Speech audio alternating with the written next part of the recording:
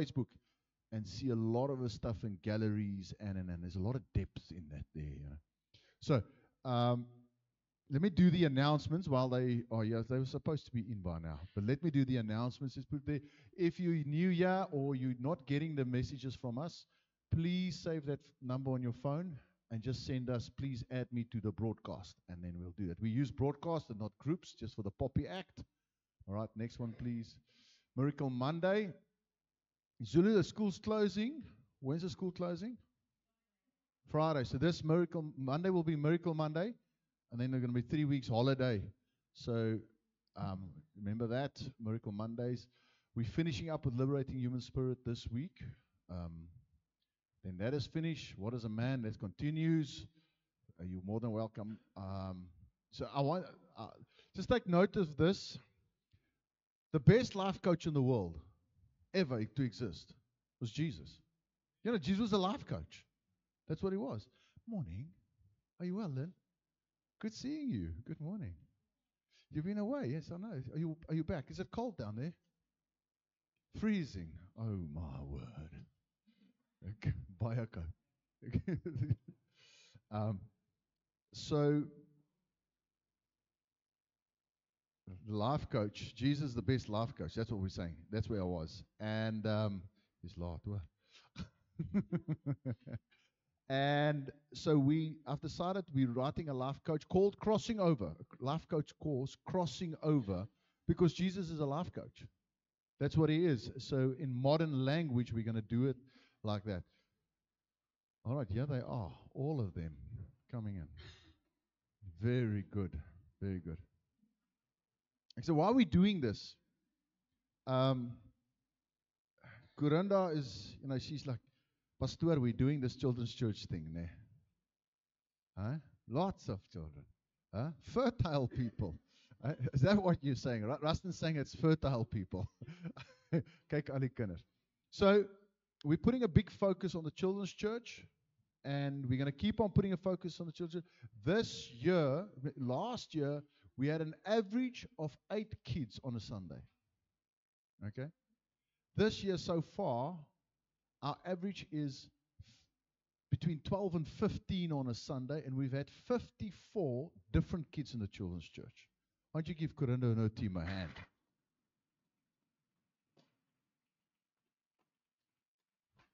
So to encourage them to keep on coming, Corinda has come up with a certificate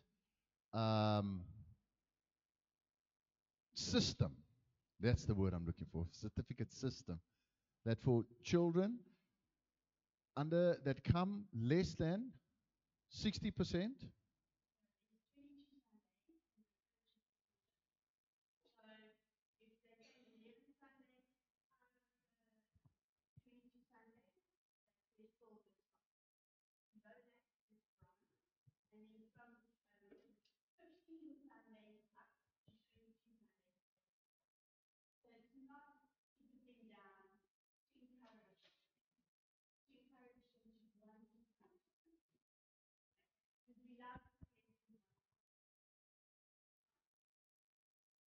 Yeah, so maybe if we encourage the kids, they'll encourage the parents. There's method to the madness here. All right. So we're going to start off with the bronze ones. And then what we're going to do is we're going to read their names, they're going to get their certificate, and they're going to line up here all the way, and then we're going to take some photos in our, and then they're going to do what their memory verse. They're going to do a memory verse that they've all memorized. I always curtail my expectations. Otherwise, because they're small, Anne? They're small, so you got to think different about it. All right, so the first one, Michaela Quinn. There we go. You saw? And then Caitlin Curtis.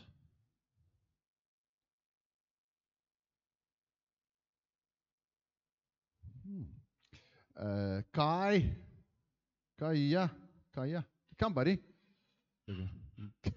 You gotta love this character, bro. Hey, you gotta love him. You gotta love him. He'll do his mom a favor every time. Leah.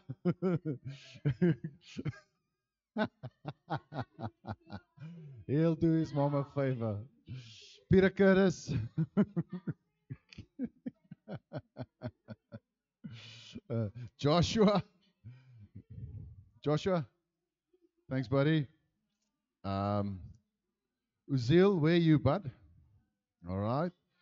Annabelle. Curtis. We're giving Tyrone and Aaron. We're giving them as well because they are family. They are family. I'm certain their parents make them watch via YouTube. Come look, kyk die pastoor praat. It's nice to have you here. All right, those are the bronze ones. Nee, just keep standing like that. 100%. Let's go to silver. Jason Curtis. Tristan. David Smith. Where are you, buddy? Come, Tristan. Leonie Danel. Okay, that's a long name. I don't. Kaylee Naidu. Caden Naidu. All right. And Oliver Jones. What a cool name, Oliver Jones. Anything with Jones at the end seems to me like it's a cool name. Davy Jones. Oh, hey, you shouldn't take it from me. I'm still talking, man. All right. And then for the golden ones, they get a little bit something extra to encourage the other ones. Okay, Benjamin. Kom, Benny. Okay, Erich. Mianay Quinn. Waar's jy? Kom, Mianay. Amy. All right.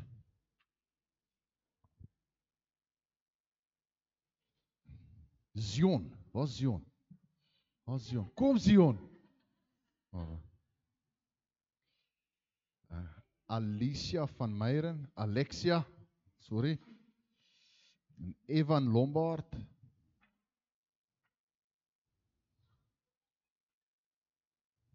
Very good. Neem jy foto's. All right, and Logan. Logan's the last. Logan, where are you, buddy? Hey, there we go. Great, also, well done. Good, what's your chocolate? Plus your chocolate. All right. Kai, are you going to stand? No. Guy's not going to stand. He does his mama solid every time. All right. So why don't you give them a hand quickly? Just give them a hand. Well done. All right. So they're going to do their memory verse. Okay. That you go for it.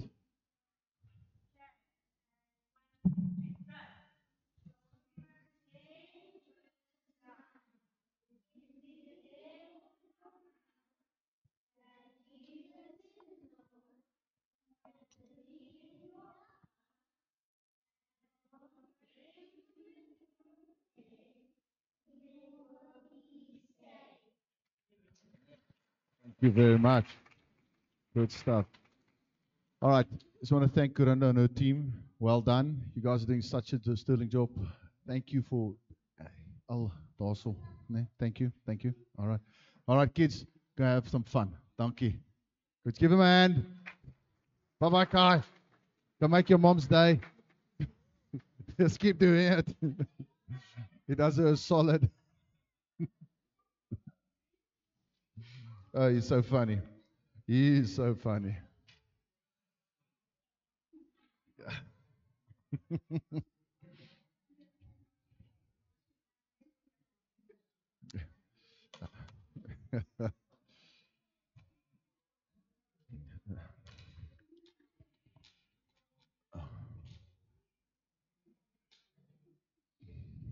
Very good. So we want to take up an offering right now. So we're focusing on the children's church, and the vision is, and I want to keep on sharing that. So maybe you've got a contact somewhere that wants to donate a bus,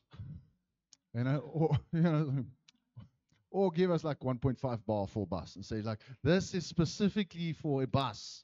Now I promise you we'll buy the bus. This is what we want to do. We want a bus to cart kids to church. Obviously, it's a big ask, but children are the church's future. Children are important, and the attack that's on the children, we don't understand. As parents, we don't understand that. We're not there. Just a simple example. When we grew up, you would be asked, where do you stay? Where do you stay? Do you know what kids get asked today? Is with whom do you stay? It's the culture has shifted so badly that if you don't have two parents, there's something wrong with you. You know, two sets, two moms and two dads. Because more people are divorced and remarried than people that are just singly married. Can you understand that attack? Can you understand that we don't understand that world that they are in? Screen time addiction. It's not something that we knew. We were just gaan. No. And the screen time you have is watching through the window. So a lot of what we do, that's why we're putting a lot of focus on the children's church. We want to gear it up. We want to make it better because children are important to us, and there's no other way than just keep on going towards that vision, that goal of reaching a children's church. And the staff is rising up. The staff are getting better. The facilities are getting slowly better.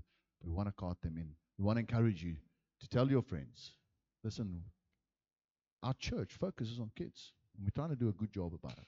Okay. Let's close our eyes and we pray. Father, thank you that this morning we can come and sow into your kingdom. We can receive also as we give, because it's more blessed to give than to receive. Lord, and thank you that you are the one that increases, that you are the one that's got a vision for children, a heart for children. Lord, we want to just buy into your kingdom. In Jesus' mighty name. Amen. You can take up the offering. While they're taking up the offering, I was going to do the announcements, nee. But nou ja, dis te mekaar gegooi. All right. Can you all hear me clearly? Are you all happy? All comfortable? So if you put a fan on, you want the air cons in 17? Or you're comfortable the way you are? Is you all happy? All right, good stuff. So, talking on Sabbath, the first thing I want to say this morning is that when you start speaking about Sabbath, it kind of divides people. It's one of those topics that gets people's knickers in a twist. Because they want to just, this is right and that's right. But the Lord has given us a spirit of reconciliation. So the word is never to divide the body of Christ. Does that make sense? The word is always to unite the body of Christ. You see, a house divided against itself cannot stand. So the house of God is not just this expression. It is the next expression and the next expression. As long as the Bible basics are all more or less the same and we're serving the same Lord, we need to find where we've got unity. Now, if we take the message of the Sabbath to the Seventh-day Adventist, suddenly there's this division between us and them. Rather than saying, hey, but we both believe in rest. Are you following? We both believe that there is a rest to be had. And this mini-series we're doing regarding the Sabbath is more to reconcile people. Okay, so we're doing this within our Crossing Over series. So for those of you that are new or haven't been following or just maybe missed it, the word Hebrew means to cross over, a river crosser. So we want to cross over from an old view of the Sabbath. And we want to go to what did God really mean by the Sabbath? So the first thing that we saw in this whole Sabbath series is that on the seventh day, God rested not because he was tired. It is his Sabbath. So it's God's rest. The word Sabbath means rest. So it's God's rest. Now, why would God rest on the seventh day? Because he's now suddenly tired of working. No, God is not tired. He's satisfied. God became satisfied because he made man. He made man in his image to express him, and he made man with his authority to represent him. So when God finds man that expresses him and represents him, God is at rest. He's satisfied. That's why He made man. Now I'm satisfied. There's somebody in the earth that carries my image and carries my authority. I'm satisfied. And we know that Adam fell and that rest broke. So that's why in John, Jesus tells the custodians of the Sabbath, the Pharisees, that my Father and I have been working all this time. All this time we've been working. They went mad. Because they are the custodians of Sabbath. They're the custodians of rest, yet they want to kill.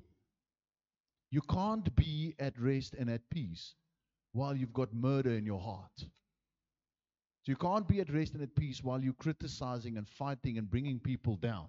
You're not at rest or at peace at all. You're not in that rest. So the second place that God found a place where He can rest is when Israel went into Canaan and they built the temple. That temple represented Him and a people that carried His image. His dominion, His character, His kingdom was there, and God could find a rest in that. But then came Jesus.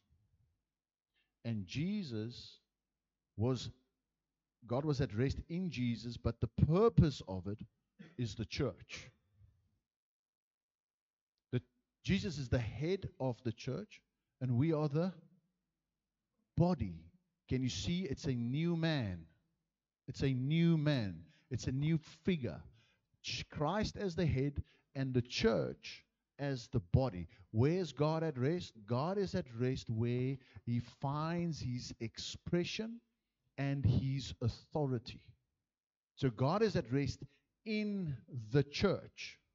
Okay, so if we look back, and this is the rule of the first, whenever something is mentioned for the first time in the Bible, that principle applies right through the Bible. That's the rule. So when God rested on the seventh day, He rested because Adam was there. That represented Him and that it is authority. So God is at rest in Adam. So yes, the church, God is at rest in the church. On day 7, what did Adam do? Adam was at rest in God's rest. It's God's Sabbath. Adam wasn't working on the seventh day. He was with God at rest. So this is where the Christian life starts. The Christian life, the high church life, starts from a place of rest. We work from a place of rest. We perform from a place of rest. Our ambition is born from a place of rest. You see, that's why we need to get to the Lord, so that God can tell you and I, what's your purpose? See, God speaks to Adam in that rest. He says, Adam, here's the garden. I want you to tend to the garden. If you were with What is a Man this week, you would have, this is what came out from that. It is so brilliant. It is that God gives Adam dominion. God gives Adam purpose. God gives Adam authority, all while he's at rest. All while he is in the presence of God. And only after all these things does he say to Adam, it's not good that you're alone. And then he brings him his wife, Eve. Okay? So Adam had a negotiation with the Lord regarding Eve. And he says, what will it take to have a companion that never moans, that's always happy, that is satisfied and supportive? And God says, it's going to cost you your life. He says, what can I get for a rib? It's just a joke. It's just a joke. Just a joke. I'm going to get in trouble. Jy kan sien, né? So, that Sabbath, there's a maturity that needs to come. You see, everybody that's saved, everybody that left Egypt, were they saved? Yes. So there's estimation between 3 and 5 million Hebrews left Egypt. Of those that left Egypt, 2 went into the rest of God. Now we read this in Hebrews. Maybe put up Hebrews 4. Go to verse 5 for me, please. It is on there, okay? Wherefore the Holy Ghost said, today if you hear his voice, okay, there we go. And this place again, if they shall enter into my rest. Next verse. Seeing therefore it remained that some must enter therein, and they to whom it was first preached entered not in because of unbelief. Carry on. Again, he limited a certain day, saying in David. So what's he saying? David in Psalms is saying, there's a certain day, okay, today, after so long a time. So he's saying, remember there was the Sabbath. These people in the desert were keeping a weekly rhythm, a day, whether it be Friday, Saturday, Sunday. They're keeping this day as rest, but they're in the desert, and they died, and they never entered into the rest of God. They were trying to soothe their conscience by keeping a specific day. Listen, I'm going to be in the Sabbath. So can you see there's no maturity there? There's no maturity there. All there is a religious activity, a calendar thing, and there's no relationship in that. So they've got no relationship. All they're saying is, we're going to keep this day, we're going to keep this day, we're going to keep this day, and miss the whole thing of God's rest.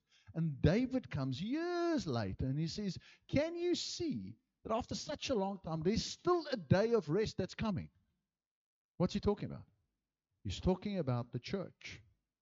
He's talking about the day that Christ, the new man, is on the earth in the image of God and with the authority of God. God rests in the church. David's saying there's a day coming. He said, today if you'll hear his voice and not harden your hearts.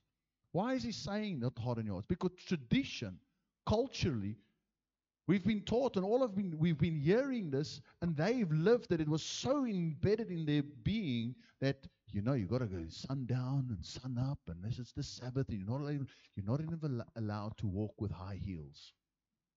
They go so far that they program their elevators in Israel on the Sabbath that it stops at every floor going up and down, so that no one must push a button lest you be found guilty of working. Don't push the button. If you walk with high heels, you are actually plowing the ground. Rara? I mean, it's just going overboard. Can you see there's no rest there? There's just performance there. The next verse, please. So don't harden the hearts, verse 8. I'll just add it for a second there, please. Verse 8 and 9. Thank you so much. For if Jesus had given them rest, then would he not afterward have spoken of another day?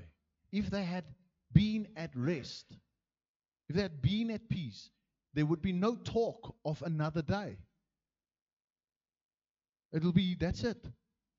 But they're talking about another day. What's that day? The day is the church. Us, the body, and Christ, the head. Okay, there remains therefore a rest to the people of God. That word rest is Sabbath. There remains a Sabbath for the people of God. That is the church.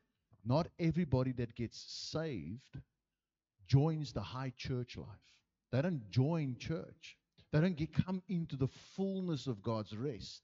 They'll come to church then and every now and then, and maybe once in 6 weeks, and now they are regular churchgoers. And they're missing the high church life. They're missing what there's to be gained. And they're also missing the opportunity to mature. Because the Sabbath must mature. How? Because there's another Sabbath. That's the third Sabbath. There's another Sabbath coming. That's the new world, the new heaven. There's a Sabbath that's there, that as a reward that we need to aim for. And we need to grow up and mature up in the right way to get to that place. Now, if a dog, we talk about dog years, eh? Like a dog, what do we say, 1 to 7, eh? Every year for a person is 7 years for a dog, and so after 3 years, that dog is now actually after a year he's mature. The dog's mature, am I right? But we cannot apply the same to a human being. Your son after 5 years is not mature. See, the higher the life level, the intellect, the species, the longer it takes. So the human takes about 18, 21 years, some 36 years to mature. Okay. Some 40, they still stay in the basement with their mom. I hope there's nobody like that here. Please scratch that. Scratch that. Let's bleep that out. It takes 18 to 21 years for a human being to mature. How long does it take a Christian to mature? See, a pastor wants everybody to mature in 6 weeks. They want to get it over and done. You need to mature. Come, dang, dang, dang, dang, boom, mature. You're doing everything right. And it doesn't work like that. And easily the church can get impatient with people that are battling to break free of certain things. They're battling to mature. But we should be encouraging. Say, listen, this is the place of rest. This is a place of peace, not of performance. Church is a place where the lost must come and say, these people are at peace. They are at rest. They are genuinely in a rest that's unbeknownst to me. No one's trying to outshine the next person. You see, the guy greeting at the door and the guy at the coffee is just as important as the guy sitting here. The body suffers when people that are saved don't plug into the highlight. Let's just take an example. Our worship is improving. You guys agree? Brad's doing a good job, agree? Let's give him a hand. Thank you. Well done, Brad. But wouldn't it be so much better if we had a drummer? Huh? Would it be so much better if we had a drummer? It would be.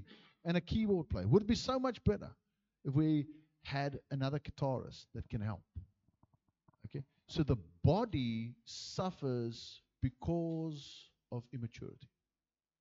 The body suffers because people get saved, but they don't enter into the rest of God, into God's peace. So how do we mature people as a church? Let me just try to stick to my notes here. Otherwise, I'm going to go on and on and on. All right. So God comes and he sows himself into the church.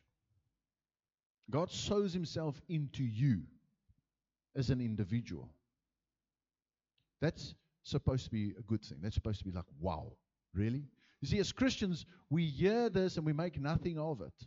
But if you speak to other religions, people that come from other religions, and say, your God lives inside of you, that's unheard of. That's magnificent. It's glorious. It's phenomenal. Because when he comes and lives inside of you, you are no longer just a human being. You are now a superhuman being. You've got a godly element inside of you. Other religions don't have that. They got to keep on trying to please and perform for an external God and have religious activities, lighting candles, I don't know, read out the market prices, 5 o'clock in the morning, eat from silver pans only, I'm not mocking them, I'm just trying to, this is what's going on. Some of these religions go so far that when a husband dies, to please that God, they tie the woman to that corpse and float themselves down the same river, lighting them alive, burning them up. That's why you will not find Hindu women next to a river alone. Go to India, you won't find them there. Because that's what they do. If the husband dies, the woman gets tied to that same thing. What a loving religion that is. Beautiful. No, it's sin. No. Can you see they're trying to please? But where our God says, I'll come and live inside of you. Now, in Matthew 13, verse 1 to 23, is the parable of the sower. We all know the parable of the sower. And the sower is Jesus, and he's sowing the word. All right? And you know the story about the not so good ground and up to the good ground. Okay, so you determine that. You determine today, you determine whether you are good ground. You determine. That's a huge responsibility. How do I determine? Number one, do I love God more than the pleasures of the world? Am I going to be good, deep ground, or am I going to be shallow ground and only hear the word and let it touch my life only on a very shallow level? Am I going to be hard ground? Oh, welcome, I hear you, but I'm not ready. One day, a couple of years ago, I brought a message, and it rattled me. The message title was Counting the Cost of Becoming a Christian and Walking with Jesus. And after the message, a man came to me and he says, I am not willing to do that. And he walked away from Christ. He walked away from church. He's the one that it shocked me. It rattled me because I felt I did wrong. Rather than drawing somebody closer, their reaction was to go away. Because their love of the world, the love of their lifestyle, was more important to them than the gospel, the message of the gospel. You see, in that passage, it says, you got to love God more than your family, more than your father and your mother and your children. So what's he saying? He says he wants first place. And a lot of people are not willing to go there and say, I'm going to put God first. You see, there's a maturity there. That the Sabbath needs to mature, needs to go to a place where. So in 1 Peter 1:23, it says, we are born again. If you are born again this morning, if you're uncertain whether you're born again, okay, then you're probably not born again. Okay, for those who are born again, they all know that they're born again. Eh? Okay, and if you've got uncertain, please come speak to me afterwards. As I believe we want to make sure that you're born again. Not of corruptible seed, okay, but of incorruptible seed by the word of God.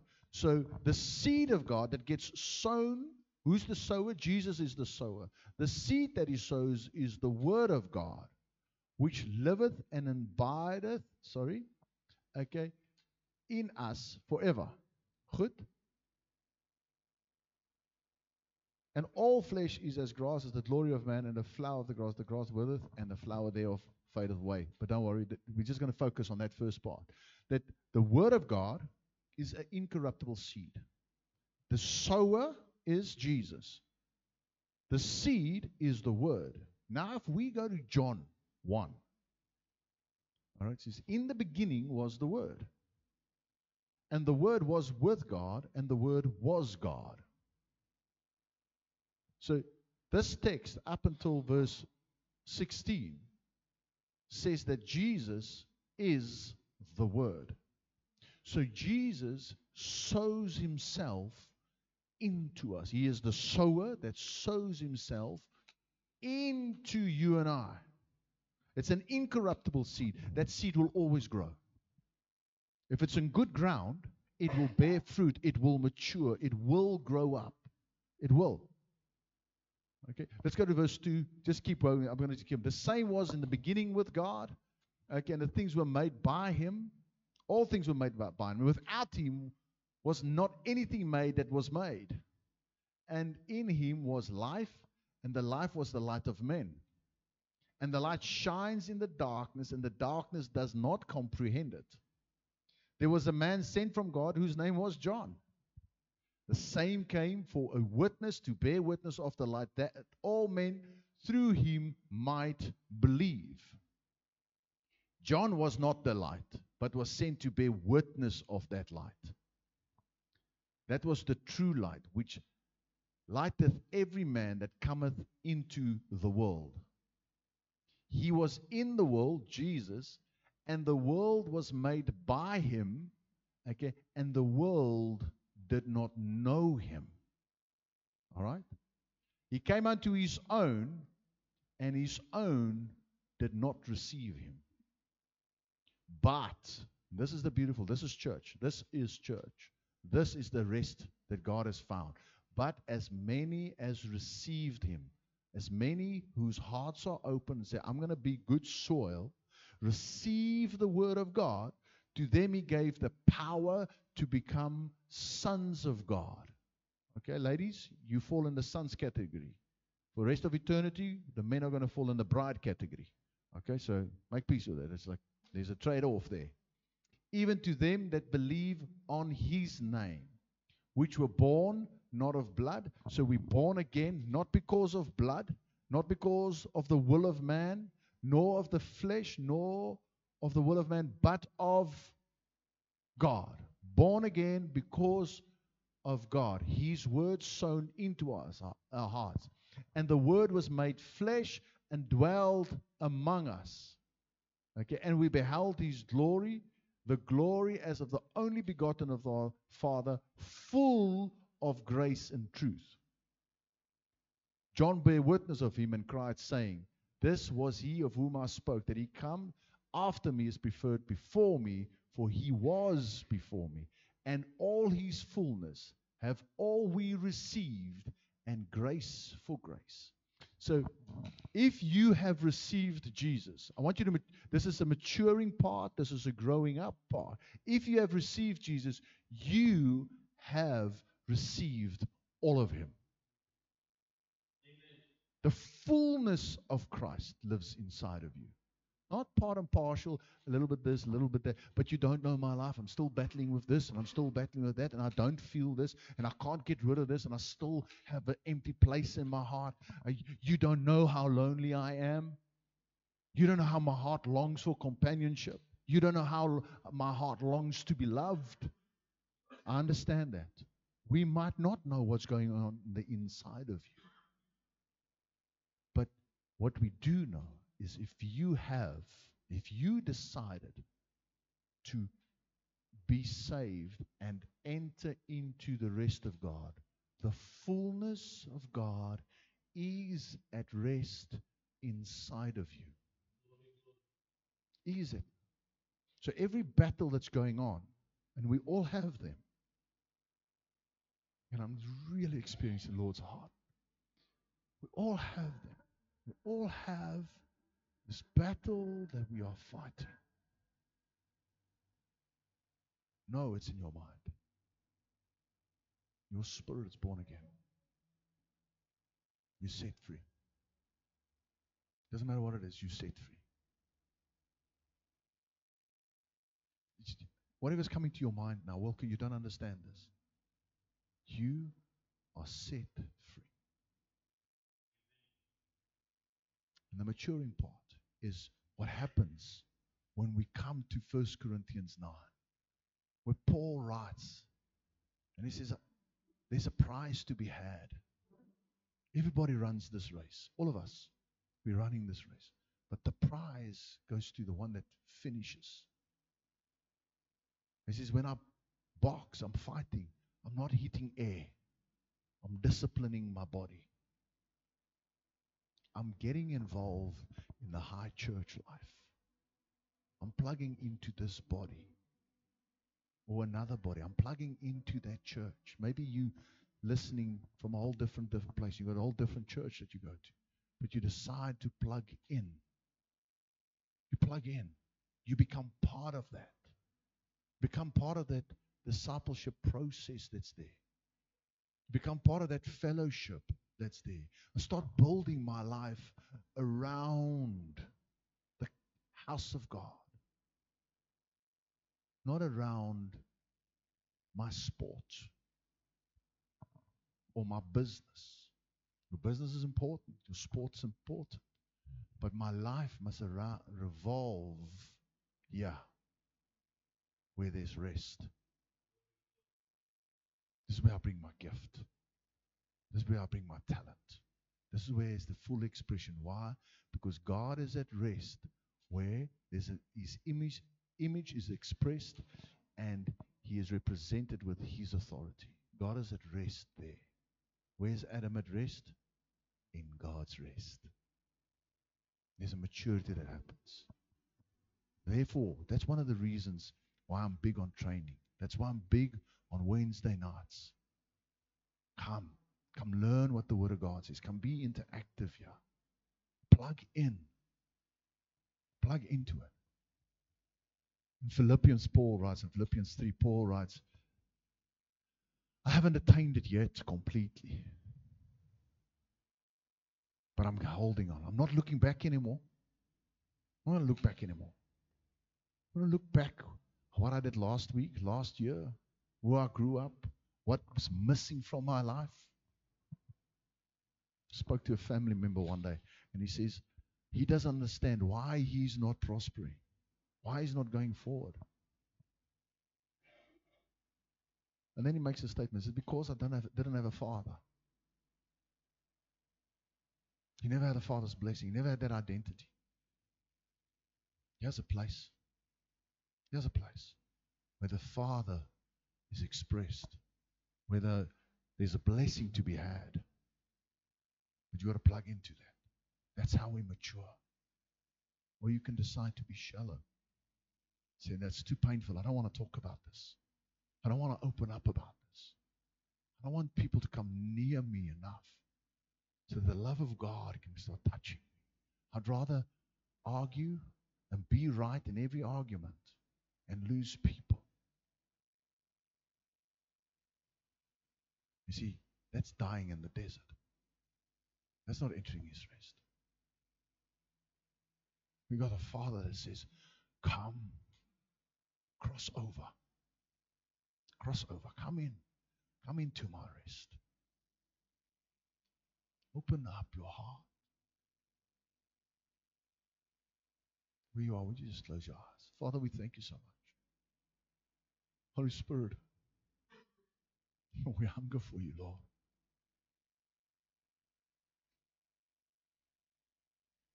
We want, I'm asking, Lord, Father, that you, as we sit here with our hearts tender,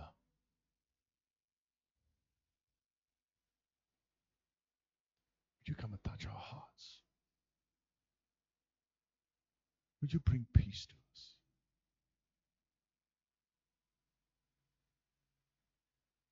Lord, some of us are running. We're running in all different directions.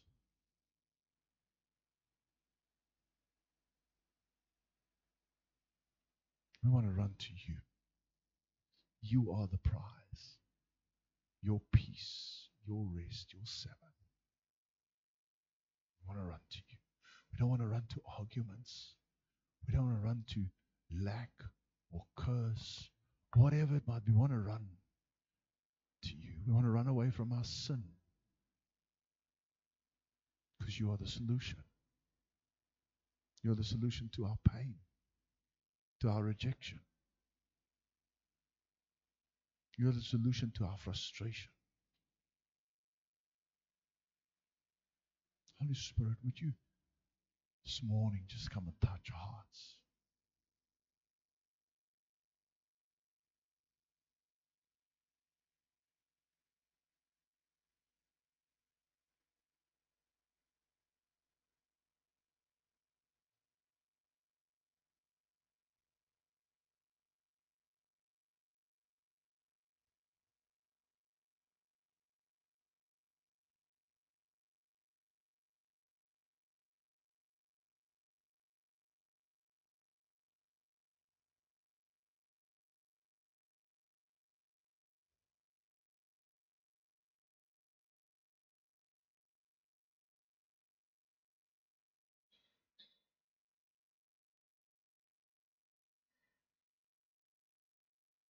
He's waiting on you, Lord. I want to be still and know that you are God.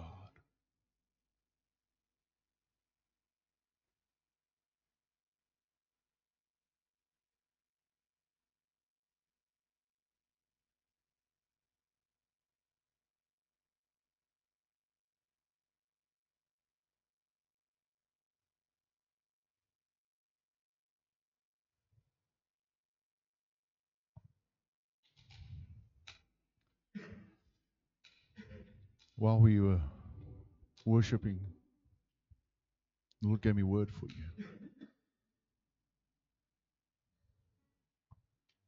God's taking you into a new season. And while we're worshiping, this is what I felt the Lord say to me. Is that you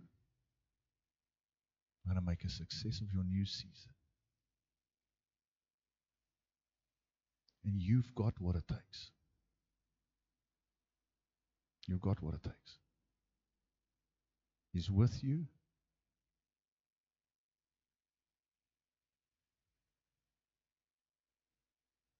You need to hear. Okay. The Lord has you. He's got you covered. Don't be scared.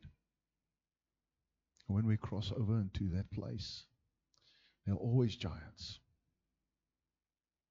There are always giants. And you might only have a slingshot. But you speak to that giant. Speak to him. Say, I come to you in the name of the Lord.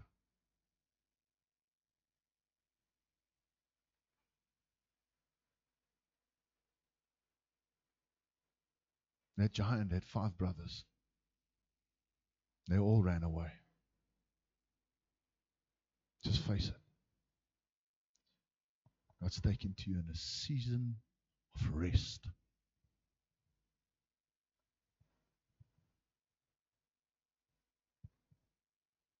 A slingshot with faith is more powerful than Saul's armor and his whole army. Just that bit of faith. This morning, you don't need to have a huge mountain of faith. Just a mustard seed. Just a mustard seed. And when doubt comes, it's not the opposite of faith. You cannot have faith without doubt. Like you cannot be brave without being scared. There's no bravery required when we're not scared. There's no faith required when we've got doubt.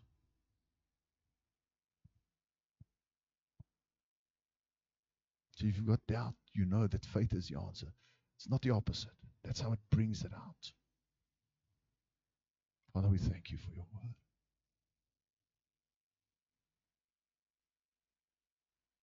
I'm so scared to speak right now.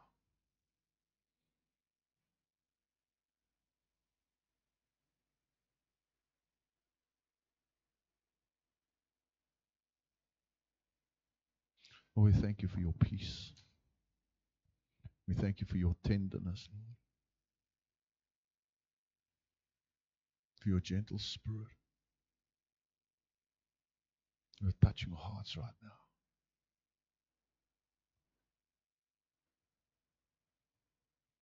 And we're going to close the service. If you long for prayer, please come to the front. The ministry team will be here. We will pray for you. I want to ask you, once I've closed in prayer, that you would quietly leave and go have some coffee. Be sensitive to the Holy Spirit. Lord, we thank you for this morning's word. Thank you for your presence. I bless your children with your peace, with your rest. In Jesus' name, Amen.